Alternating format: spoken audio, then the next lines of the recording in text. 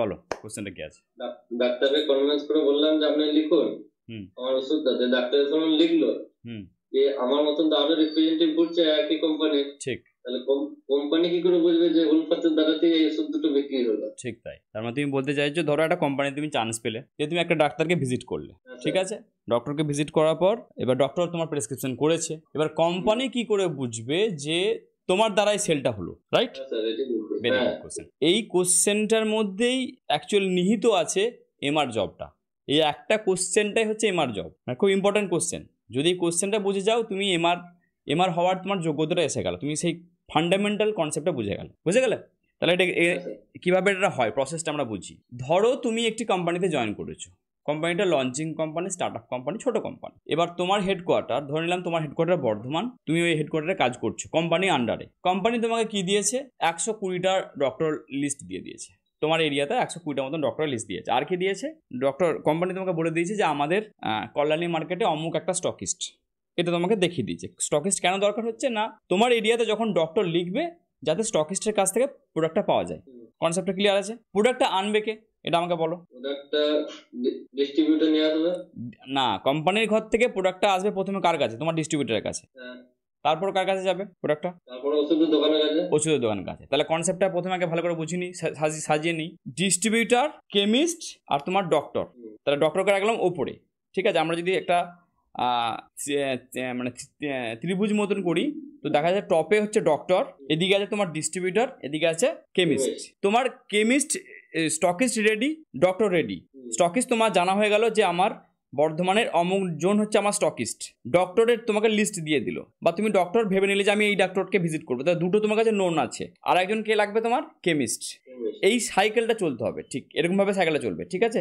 এরকমভাবে সাইকেলটা চলবে, ক্লক ওয়াইজও চলতে পারে, এরকমভাবে চলবে, ঠিক আছে। ঠিক প্রসেসটা এরকমভাবে চলবে। এবার কেমনভাবে চলবে দেখো জিনিসটা। তুমি যখন একটি ডক্টরকে ভিজিট করছো, সাপোজ ডক্টর একে বাসু, একটা ডাক্তারের নাম ধরে নিলাম একটা। ডক্টরটাকে কোম্পানির তরফ থেকে অ্যাজ এ কোম্পানির রিপ্রেজেন্টেটিভ হিসাবে তুমি প্রথম ভিজিট করছো।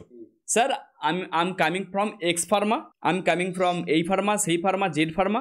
So my name is Ulfat and this is my product and please prescribe. তুমি ডিটেইলিং করে যাচ্ছ 1 time 2 time 3 time 4 time. SK Basu তোমার 2 মাস পর 3 মাস পর বা 4 মাস পর উনি কনফার্ম করলেন যে ইয়েস উলফাত আমি তোমার প্রোডাক্টটা লিখবো, ঠিক আছে। উনি বললেন, এবার যখন উনি বলছেন আমি লিখবো, তো তার আগে তোমার আরেকটি কাজ থাকছে। সেই কাজটা কি থাকছে? প্রোডাক্ট কিন্তু স্টকিস্টের ঘরে আছে, তুমি তোমার মেন কাস্টমারকে রেডি করছো। একটা প্রোডাক্ট নিয়ে চলে আসছো স্টকিস্টের ঘরে, মেন কাস্টমার রেডি হচ্ছে, এতে কি কাজ হয়ে যাবে? হবে না, যতক্ষণ না প্রোডাক্টটা স্টকিস্টের ঘর থেকে বের হচ্ছে। আন্ডারস্ট্যান্ড? তাহলে এসকে বাসুর আশেপাশে কটা কাউন্টার আছে? আমি ধরে নিলাম 3টে কাউন্টার আছে, মহামায়া, ব্লুপ্রিন্ট আর ধরে নিলাম ভবরানী, 3টে কাউন্টার। এই 3টে কাউন্টার মানে এই 3টে দোকানদারের কাছে গিয়ে তোমার কাজ কি হবে? যে ইনফরমেশনটা গ্যাদার করা, এসকে বাসু স্যারের প্রেসক্রিপশন আছে? উনি বলবেন ডেফিনেটলি আমাদের কাছে আছে। কটা করে আছে? কে বলবে আমার 10টা আছে। তুমি দেখবে যে একদম নিয়ারেস্ট যে কাউন্টারটা আছে ভবরানী, মানে ম্যাক্সিমাম পেশেন্টটা 40টা বা 50টা পেশেন্টের প্রেসক্রিপশনটা ওই দোকান থেকে সার্ভ হয়ে যায়। বুঝতে পারলে কথাটা কি বললাম? যদি 40টা বা 50টা প্রেসক্রিপশন যদি ওই দোকান থেকে সার্ভ হয়ে যায়, তাহলে এখন প্রশ্ন হচ্ছে তোমার কাজ কি হবে? ভবরানীকে ইনফর্ম করে দেওয়া যে আমার একটি প্রোডাক্ট এসকে বাসু স্যার লিখবেন বলেছেন, সো কাইন্ডলি আমার যে স্টকিস্ট আছে, স্টকিস্টের নাম কি? ধরে নাও একটা নাম, আমি ধরলাম মালতী, ঠিক আছে, মালতী ডিস্ট্রিবিউটর সাপোজ।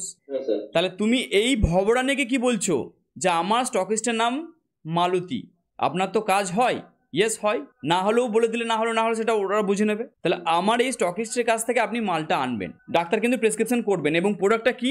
ওই সেম প্রোডাক্ট তুমি ভবরানীকে বলে দিলে, ওই সেম প্রোডাক্ট আর 2টো কাউন্টারকে বলে দিলে যে ডাক্তারবাবুকে আমি এই প্রোডাক্টটাই বলছি, আমি স্যারকে এই প্রোডাক্টটাই বলছি, আমি স্যারকে এই প্রোডাক্টটা বলছি, আনবে দাদা, স্যার কিন্তু লিখবেন। আর কি করছো? ফোন নাম্বার দিয়ে চলে আসলে কাউন্টারের কাছে। বা ইভেন প্রোডাক্টটা কেমন দেখতে হয় বা প্রোডাক্টের কেমন কি জিনিসটা আছে তার জন্য তুমি স্যাম্পল ফাইলও 2-1টা নামিয়ে দিলে, দাদা আমাদের এরকম স্যাম্পলটা হয়, এরকম দেখতে প্রোডাক্টটা আছে, গেট আপ। সো যখন স্যার লিখবেন কিন্তু নিয়ে এসো, অবশ্যই কিন্তু নিয়ে আসবে, স্যার কিন্তু লিখবেন বলছেন। নাও ডক্টর কনভিন্স হয়ে গেছে, সে উলফাত এবার তোমার লিখবো ভাই। দ্যাট টাইম উনি কিন্তু একটা অ্যাসুরেন্স চাইবেন, তোমাকে অ্যাসুরেন্সটা আগে থেকে দিতে হবে যে প্রোডাক্ট অ্যাভেলেবেল আছে তো ভাই, দেখো লিখলে বাউন্স হবে না তো। মানে বাউন্স মানে লিখেছে ডাক্তারে পেশেন্ট পাচ্ছে না, এটা একটা ডক্টরের কাছে একটা ফেয়ার থাকে, মানে এটাকে একটা লাগে আনপ্রফেশনাল একটা ব্যাপার, যে এই কোন ডাক্তার যে লিখছে আর ওষুধ পায় না, এটা একটা পেশেন্টকে মনে হয় পেশেন্টের একটা সাফারের ব্যাপার আছে। সেটা যাতে না হয় তোমাকে এই অ্যাসুরেন্সটা কিন্তু ডক্টরের কাছে করতে হবে। 1 টাইম 2 টাইম 3 টাইমে যাওয়ার পরে এই অ্যাসুরেন্সটা দিতে হবে যে sir products are already available this chemistry this, এই তিনটে কথা বলবে। তুমি দেখো এমন নয় যে দেখো পশ্চিমবঙ্গের বা তোমার জেলাতে বা তোমার এরিয়াতে অনেকগুলো কেমিস্ট্রি, তুমি সব জায়গায় অ্যাভেলেবেল করাটা যেতে পারবে না। এসকে বাসুর প্রেসক্রিপশন হয়তো চলে গেল মানে অন্তত 40 কিলোমিটার দূরে চলে গেল, সেটা কি হবে সেটার হয়তো তুমি দায়িত্ব নিচ্ছ না। অ্যাটলিস্ট তুমি জানো যে এই 3টে কাউন্টারের কাছে কিন্তু আমার প্রোডাক্টটা বের হবে, ঠিক আছে? এই 3টে কাউন্টার নিয়ে তুমি পড়ে থাকলে, এবার এই কাউন্টার যখন তুমি বলছো, ডাক্তার যখন অ্যাসুরেন্স দিচ্ছে আমি লিখবো, প্রেসক্রিপশনে কিন্তু প্রোডাক্টটা লিখে দিল, সাপোজ লিখে দিল একদিন হঠাৎ করে প্রেসক্রিপশনে লিখে দিল। এবার হতে পারে যে প্রথম প্রেসক্রিপশনটা চলে গেছে ভবরানীর কাছে, ভবরানী যখনই দেখলো যে এর বাবা এটা তো কার রে এটা ভাই, ও আচ্ছা উলফাত বলে ছেলে আসে রে, ওদের দেখা দেখো যে বলে না, ওরাও তাহলে মনে রাখলো, মানে ওকেও তুমি রিমাইন্ডার দিচ্ছ না, প্রোডাক্টের নাম প্রোডাক্টটা এই, ও আচ্ছা এখানে দুটো কাজ করবে কেমিস্ট।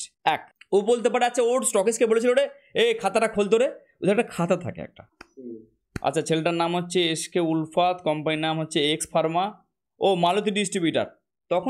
তখন যেটা করে পেশেন্টকে বলতে পারে দাদা এই প্রোডাক্টটা আজকে আমি বিকেলে আসুন না দিয়ে দিচ্ছি, নাহলে একটা কাজ করুন আপনি 5 মিনিট বসুন আমাদের ছেলে এনে দিচ্ছে। সঙ্গে সঙ্গে মালতীকে হয়তো ফোন করে দিলে দাদা আপনার কাছে একটা এক পাতে এটা দিয়ে দেবেন তো, এনে দিতে পারে, বিভিন্ন ওয়ে হতে পারে। বা তোমার হয়তো স্যাম্পেল ফাইলটা একটা দিয়ে বলবে যে বাকি আজকের একবেলার জন্য এখন নিয়ে যান, আপনাকে বিকেলবেলা দিয়ে দিচ্ছি, যেমন করে প্রেসক্রিপশনটাকে আটকে রাখার চেষ্টা করে।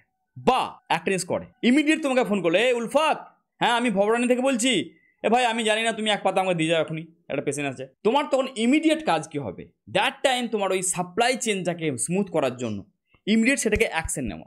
তুমি যদি টাউনের মধ্যেই থাকো, ইমিডিয়েট স্টকিস্টের কাছে গিয়ে ভবরানীর নামে একটা বিল করিয়ে 2 পাতা ওষুধটা নিয়ে এসে একদম ভবরানীর কাউন্টারে ফেলে দেওয়া, ইমিডিয়েট অ্যাভেলেবেল করার জন্য। That is the available part. আর যখন তুমি এটাকে স্মুথলি করে দিলে, এবার কি হবে, ভবরানী আর তোমাকে লাগছে না, ভবরানী ডাইরেক্ট তোমার মালতী থেকে প্রোডাক্টটা তুলবে, রাইট? একটা কাউন্টারে তোমার অ্যাভেলেবেল হয়ে গেল। পরের দিন আবার একটা প্রেসক্রিপশন আসলো ডক্টরের কাছ থেকে, এসকে বাসুর কাছ থেকে, উনি আবার একটা দিয়ে দিল ওষুধ। এবার যখন ভবরানী তুলবে, now my point, everyone doing the business, সকলে চায় বিজনেস করতে, কেউ চায় না যে আমার ভবরানীর কাছে অ্যাভেলেবেল আছে আর পাশের দোকানে থাকবে না, এটা হবে না, সবাই কম্পিটিশন করবে। ইনিশিয়াল স্টেজে বলবে আরে ভাই কত লিখবো কত তুলবো, তুলতেই থাকি, এরকম অনেক কথা শুনবে তুমি যখন মার্কেটে নামবে। কিন্তু বিজনেস করার জন্য কিন্তু তাকে তুলতে হবে, কেন যে ডক্টর লিখেছেন, তার রেপুটেশনের ব্যাপার। সে যদি অল্টার করে দেয় সেটাও হবে না, সামহাও অল্টার করে দিলে, মানে অল্টার মানে লিখেছে তোমার কোম্পানি অন্য কোম্পানি দিয়ে দিল, সেটা কিন্তু পেশেন্ট বুঝে গেলে সেটা কিন্তু সমস্যা আছে। পেশেন্ট বলতে পারে আপনি কেন ওটা পাল্টালেন, আপনাকে তো পাল্টাতে বলা হয়নি, এরকম একটা ব্যাপার থাকে। উনি ওনার সেই ঝামেলা রাখতে চান না। তো পাশের কাউন্টারকেও তুমি যখন বলেছে হ্যাঁ দাদা এরকম ভবরানী কিন্তু আমাদের প্রোডাক্ট অ্যাভেলেবেল হয়ে গেছে, ডাক্তারের প্রেসক্রিপশন ওনারা পেয়েছেন, 2টো সার্ভ করে দিয়েছেন, আপনারা কিন্তু পাবেন, তখন ওনার কানে এই ফর্মুলাটা দিয়ে দিলে যে আপনিও তৈরি থাকুন, একটা প্রেসক্রিপশন আপনার কাছে আসতে পারে। উনি তখন বললো আচ্ছা বেশ ঠিক আছে, না আমি তাহলে তুলছি। ও 2 পাতা মালতীর কাছ থেকে তুললো, আবার পাশের কাউন্টারটাও 2 পাতা তুললো। তাহলে only the effort of you, only the behind of the system, only you are the guy. যেটা এসকে বাসু স্যার জানতো না যে তোমার কিছু প্রোডাক্ট কোম্পানি এক্সিস্ট করে কিনা, তুমি বারবার গিয়ে স্যারকে দিয়ে লেখালে বলি ওই 3টে কাউন্টারের কাছে অ্যাটলিস্ট এ 5 পাতা ও 5 পাতা সে 5 পাতা, তাহলে 3 মাস পর 15 পাতা বা 2 বাক্সর একটা সেল তুমি ওই ডাক্তারকে দিয়ে সেল করলে, এটা সেলটা হচ্ছে, তুমি তখন সেটা ট্র্যাক করতে পারছো। এবার এখন প্রশ্ন হতে পারে যে আমি একটা এমন কোম্পানিতে গেছি যেখানে আমার কাছে ট্র্যাক রেশিওটা নেই, আমি জানবো কি করে? এটাও হতে পারে। ধরো একটা মিড রেঞ্জে কোম্পানিতে গেছো যেখানে অলরেডি কোনো একটা ছেলে কাজ করতো, অলরেডি তাদের সেল আছে, বা ডাক্তার হয়তো 6 মাস আগে লিখতো, ছেলের ছিল না বলে লেখে না, তুমি লেখাচ্ছ, এই ডেটাটা পাবে কি করে? এই ইনফরমেশনটা দেবে কে? ঠিক আছে, যে তোমার থেকেই হলো বা তুমি ঢুকেছো বলেই লিখছে, এই যে কথাটা, এটাও একটা ব্যাপার। তাহলে একটা হলো কি, একটা ছোট কোম্পানি যেটা একদম স্টার্ট আপ, মানে সেই জুতো সেলাই থেকে চণ্ডীপাঠ সবই করছো, যখন তুমি সবটা জানো যে কে লিখছে, কত পাতা লিখছে, কেন লিখছে, সবটা তোমার কাছে ক্লিয়ার আছে। কিন্তু একটা মিড রেঞ্জ বা হাই রেঞ্জে যখন কোম্পানিতে যাবে, তুমি সেখানে ট্র্যাক করবে কি করে কোথা থেকে সেল যাচ্ছে? কারণ স্টক কেমিস্ট কি করবে, কেমিস্ট হয়তো বলবে কি, এবার ধরো 6 মাস পর যখন ডক্টর লিখছে, ডক্টর কি বলবে, আমি লিখছি, কোম্পানি বলবে কি, প্রথম কোম্পানি তোমার কাছ থেকে এটাতেই খুশি হবে যে হ্যাঁ ডক্টর এসকে বাসু কনভার্ট হয়ে গেছে, আমাদের ডাক্তার প্রেসক্রিপশনে লিখতে শুরু করেছে, এটাতে হ্যাপি, কংগ্রাচুলেশন উলফাত, তোমাকে কোম্পানি বলে দিল। নাও পরের মাস থেকে উনি ডেটা চাইবেন যে ভাই কত পাতা করে পাচ্ছ, কত হাজার টাকা সেল পাচ্ছ, তোমাকে সেটাও জানতে হবে। এবার এই সেলটা বাড়াবে কি করে, যতক্ষণ তুমি এই ইনফরমেশনটা পাচ্ছ তুমি জানতে পারছো না, তাহলে ইনফরমেশনটা পাবে কি করে? এক তো তোমাকে কেমিস্ট কি বলবে, হ্যাঁ আমি পাচ্ছি, কত বাক্স তুলছি ভাই তুলছি, ইনফরমেশনটা ঠিক নাই। 3টে কাউন্টার বলছে হ্যাঁ আমি তুলছি, ডাক্তার বলছে হ্যাঁ আমি লিখছি, কতটা লিখছি, কেন লিখছি তুমি জানো না, মানে কতটা পরিমাণ লিখছি তুমি জানো না সেটা, তাহলে ইনফরমেশন পাবে কোথা থেকে? এই ইনফরমেশনটা যেইভাবে পাবে মিড রেঞ্জে কোম্পানিতে ইনফরমেশন সেই একইভাবে পাওয়া যায়, আর অনেক বড় যে কোম্পানিতে যারা কাজ করছে 10 লাখ 15 লাখ সেলে গেছে সেই একইভাবে পাওয়া যায়। প্রসেসটা কি? স্টকিস্ট, তোমার সেল জেনারেট করা আরেকজনা ব্যক্তি যে তোমাকে হেল্প করবে, স্টকিস্ট। অ্যাজ এ এমআর আমি কিন্তু ওই খেলাটা কিন্তু ঠিকঠাক করে এক্সিকিউট করতে পারিনি, তোমাকে হয়তো সেই কথাটা বলছি, তোমরা যেন পরবর্তীকালে এক্সিকিউট করো। স্টকিস্ট কিন্তু অনেকটা ভূমিকা রাখে তোমার সেলের এই মানে কি বলবো, এই গ্রাফটাকে ভালো করে বোঝার জন্য। সেলের গ্রাফ বুঝতে না পারলে, সেলের ক্যালকুলেশন বুঝতে না পারলে তুমি কিন্তু সেলস বুঝতে পারবে না। It's an calculated game, calculative যত বেশি হতে পারবে তুমি তখন গেমটা ভালোভাবে এক্সিকিউট করতে পারবে। তাহলে এবার স্টকিস্টের কাছে কি করবে? বলছি দাদা একটা কাজ করো না, একটুখানি মোটামুটি বর্ধমানের ওদের কাছে না ধরো কোন মানে সব তো ডেটা আছে না, ভবরানি কপাতা নিয়ে গেছে, টিপলেই তুমি পেয়ে যাবে। বলছি আচ্ছা ভবরানির কাছ থেকে কেমন কি পাতা বেরিয়েছে দেখো তো। একটা ক্লিক করলো, আচ্ছা উনি হয়তো সময় দিলেন যা ওকে এটা তোমার ধরো ওই 2 বাক্স মতন 20 পাতা নিয়ে গেছে, আর পাশের কাউন্টারটা ব্লু প্রিন্ট, আচ্ছা ও তোমার 2 বাক্স, তুমি তাহলে যে ট্রাকে আমার ঠিক আছে, তোমার কোম্পানির যে ডেটা অনুযায়ী ট্রাক অনুযায়ী ঠিক আছে, মানে তোমার একদমই ছিল 0, সেখানে 2 বাক্স মানে 6 বাক্স তুমি ক্যালকুলেট করে নিলে, বেশ 6 বাক্সের মতন যাচ্ছে। এবার 6 মাস পর 6 বাক্স হলে চলবে না, কোম্পানি বলে 6 মাস পর অন্তত 20 বাক্স চাই আমার ডক্টরের কাছ থেকে। তার মানে ডক্টর বলবে লিখছি, কাউন্টার বলবে তুলছি, তা তোমার এবারে কমিউনিকেশনটা ডক্টরের সঙ্গে থাকবে, স্যার অন্তত স্যার সপ্তাহে দিনে স্যার 3টে করে দিন স্যার, দিনে স্যার 4টে করে দিন স্যার, এটা চাইছি সঙ্গে ওটা দিন, সঙ্গে এটা দিন। তা তুমি এবার ভলিউমটা বাড়ানোর জন্য এবার টিউনিংটা করলে, তুমি কিন্তু থেমে থাকছো না, বুঝতে পারলে? কনভার্সন থেকে এবার হচ্ছে আপের দিকে যাচ্ছ। 1000 টাকা সেল পাচ্ছিলে, এবার 1000 টাকা সেল পাচ্ছিলে কি করে? ওই তো ভবরানি 20 পাতা, 20 পাতা ও 20 পাতা নিয়ে গিয়ে তার অ্যামাউন্টটা দেখলে যাচ্ছে, এর ভলিউমটা হচ্ছে 1000 টাকা সাপোজ। তার মানে আমি একটি ডক্টর এসকে বাসুর কাছ থেকে আমি 1000 টাকা সেল পেলাম, হলো। ক্যালকুলেশনটা এভাবে করা যায়। আর দেখা গেল যে আমার এটা হলো চলবে না, কোম্পানি বলছে আরও সেল লাগবে, তাহলে আমাকে টার্গেট দিতে হবে যে এসকে বাসু স্যারের কাছ থেকে অ্যাটলিস্ট আমার 5000 সেল লাগবে। তার জন্য আমি কি স্ট্র্যাটেজি অ্যাপ্লাই, ডেফিনেটলি কোম্পানি সেখানে সাপোর্ট করবে, বিভিন্ন রকমের অ্যাক্টিভিটি হোক, বিভিন্ন রকমের কমিউনিকেশনের একটা ব্যাপার থাকবে, যেখানে তোমার ম্যানেজার আসবেন, তোমার RSM JTSM, they all will help you to support, okay, তোমাকে সাপোর্ট করার চেষ্টা করবে যাতে তোমার সেলটা গ্রো হয়। সো উনি তখন বলবে হ্যাঁ আমি তো লিখছি বাবু, আমি তো লিখছি।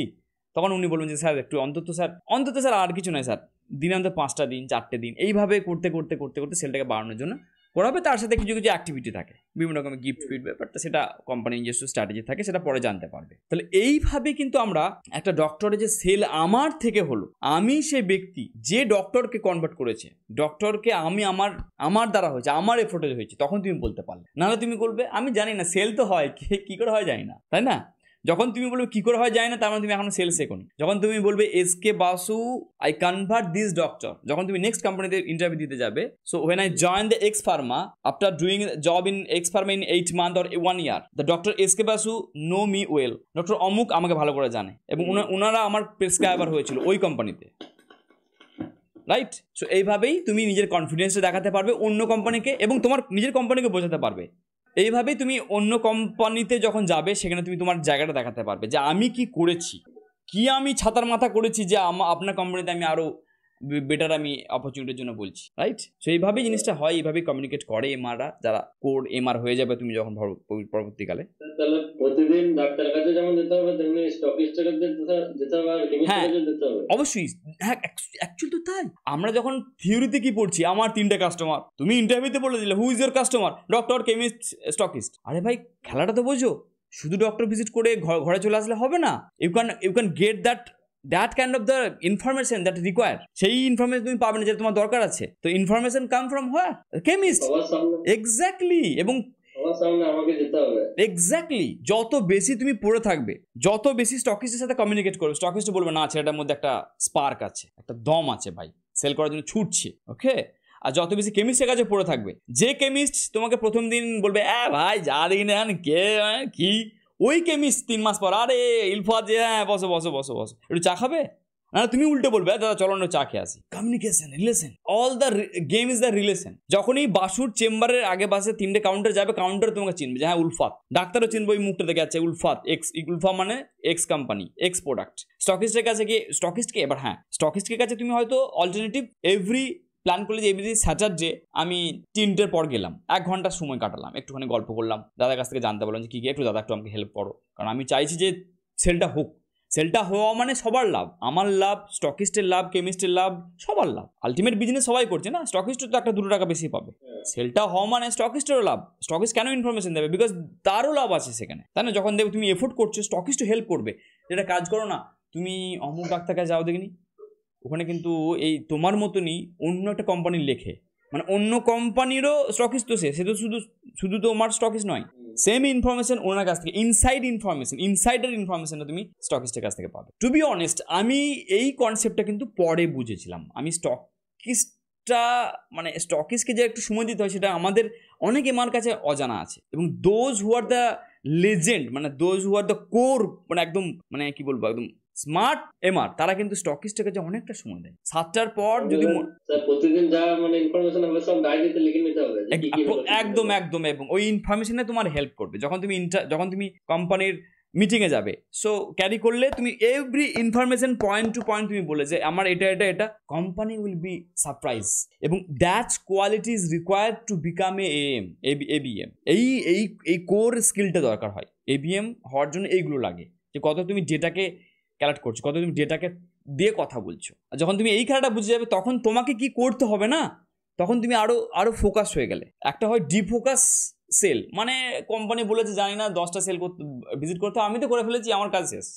এটা হয় না, এটা আমি প্রথম করেছি, মানে আমি যেটা করেছি সেটা আমি বলছি।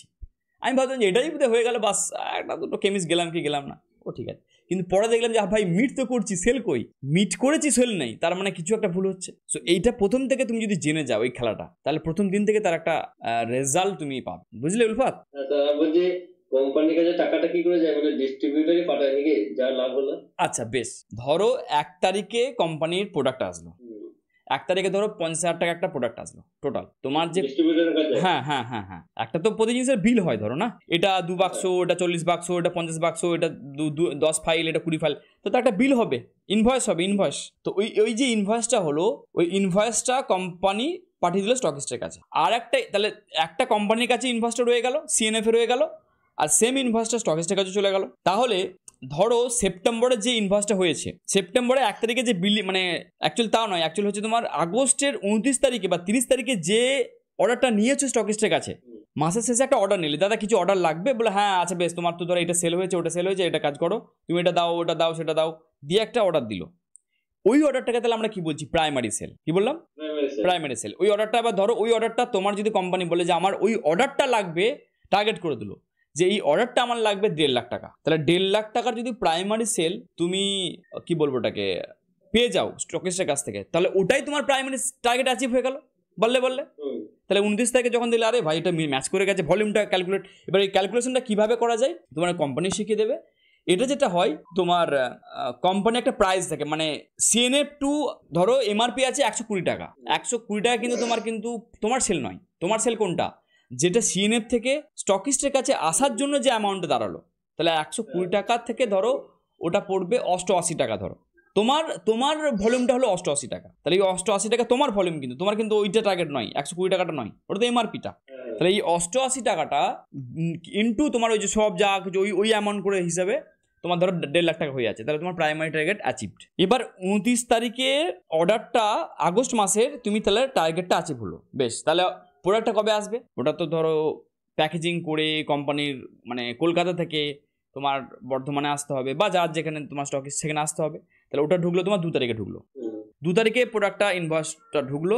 এবার তোমার ওটা আবার বলা হয় কোম্পানি একটা ক্রেডিট দেয়, ক্রেডিট বলতে ছাড় দেয়, যে আমি 30 দিন বা 20 দিন আপনাকে ছাড় দিলাম, ব্যবসাটা করুন, পয়সা আমাকে দিতে হবে না, আপনি ব্যবসা তুলে আমাকে পয়সাটা আপনি বুঝে নিন, তারপর আমাকে দেবেন ডিস্ট্রিবিউটরকে। তাহলে এবার তুমি যখন সেপ্টেম্বর মাসে আবার 29 তারিখে যাচ্ছ ক্লোজিং করতে, তখন তুমি কি করলে, যে জুলাই মাসে যে ইনভয়েসটা হয়েছিল 40,000 টাকা ধরো ইনভয়েস হয়েছিল সাপোজ, তো তার একটা চেক দিন, ঠিক আছে। আবার যখন আগস্টের যে অর্ডারটা নিয়েছো না, সেটা তুমি হয়তো কি করলে, তোমার কিছু কোম্পানি বলতে পারে যে ওটা আমাকে অক্টোবর মাসে দিয়ে দাও, তাহলে অক্টোবর মাসে যখন ক্লোজিং করতে গেছে কেউ কোম্পানি, তখন সে বলবে যে সেপ্টেম্বরের যে আগস্টের যে বিলটা হয়েছিল ওই ইনভয়েসের পেমেন্টটা আমাকে 60,000 টাকা 50,000 টাকা যেটা হয়েছিল ওটা আমাকে দিয়ে দিন। এইভাবে একটা একটা করে ইনভয়েসের পেমেন্ট নেওয়া হয়, একটা একটা করে থাকে, মানে একটা ক্রেডিট থাকে, কোম্পানি দিতে থাকে। এটা তোমাকে বুঝে নিতে হবে, ঠিক আছে? এটা এটা এটা বুঝে নাও না, আমার কাছ থেকে বুঝে নাও না, আবার কি আছে, সিম্পল জিনিস। মানে ওই এই যে চেকটা নেবো মানে বছর এই মাসের শেষে ওটাকে আমি নিয়ে কোম্পানির খাতায় জমা করে দিতে হবে না? এবার যে চেকটা তুমি নিলে না, চেকটা ধরো লিখে দিলে কোম্পানির নামে x limited x private limited বলে একটা চেক লিখে দিল। সো তোমার কোম্পানি বলবে যে এটা কাজ করো, আমাদের সিএনএফ যে অ্যাড্রেস আছে ওখানে পাঠিয়ে দাও। তো তুমি ওই একটা তোমার খাম নিলে, খামে থেকে সিএমএস এর অ্যাড্রেসটা দিলে ফ্রম উলফাত বর্ধমান বলে পাঠিয়ে দেওয়ার একটা চেকের ছবি দিয়ে দিলে, তোমার আরএসএম কে, তোমার এএসএম কে, তোমার জিএসএম কে পাঠিয়ে দিলে, দিয়ে ওই চেকটা চলে যাওয়ার পর 3 দিনের মধ্যে অটোমেটিক সেটা ওদের ব্যাংকে ওদের ওখানে নিয়ে নেয়, সিএনএফ বুঝে নেয়। বাকিটা তোমার আর কাজ নাই, টাকাটা ক্রেডিটের গল্পটা সব ওরা বুঝে নেবে, ঠিক ব্যাস তোমার কাজ শেষ। তাহলে চেকটাও তুমি পাঠালে, ক্লোজিং করলে, তুমি অর্ডার নিলে, আর তোমার স্টেটমেন্টটা নিলে, আর স্টেটমেন্টটাও নিতে হয় যে সারা মাসে যে আমি কাজ করলাম কতটা কি হলো, কি গ্রাফে কি দাঁড়াচ্ছে, কোনটা সেল হলো, কোনটা হলো না, কোনটা বের হলো, কোনটা বের হলো না। তো তখন সেটা ভাবে আবার নতুন করে স্ট্র্যাটেজি করতে হয় পরের মাসের জন্য। হ্যাঁ, ডিস্ট্রিবিউটর কাছ থেকে পাবে স্টক সেটলমেন্টে, বুঝলে? দ্যাটস অল, বাস। ব্যাপারটা বোঝা গেল না? বোঝা গেল না? এটাই জানার ছিল, এটাই বুঝতে পারছিলাম না। পুরো ব্যাপারটা ক্লিয়ার হলো?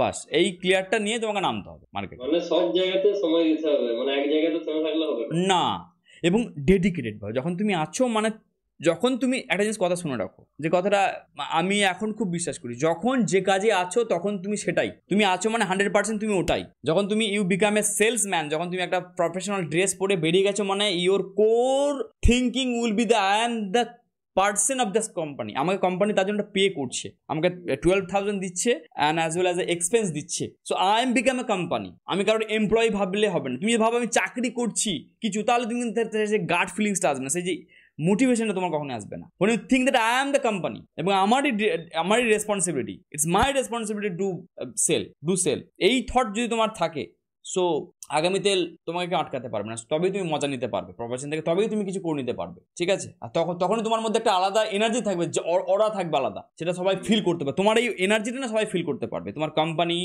তোমার ডক্টর, তোমার কলিগ, এভরিওয়ান।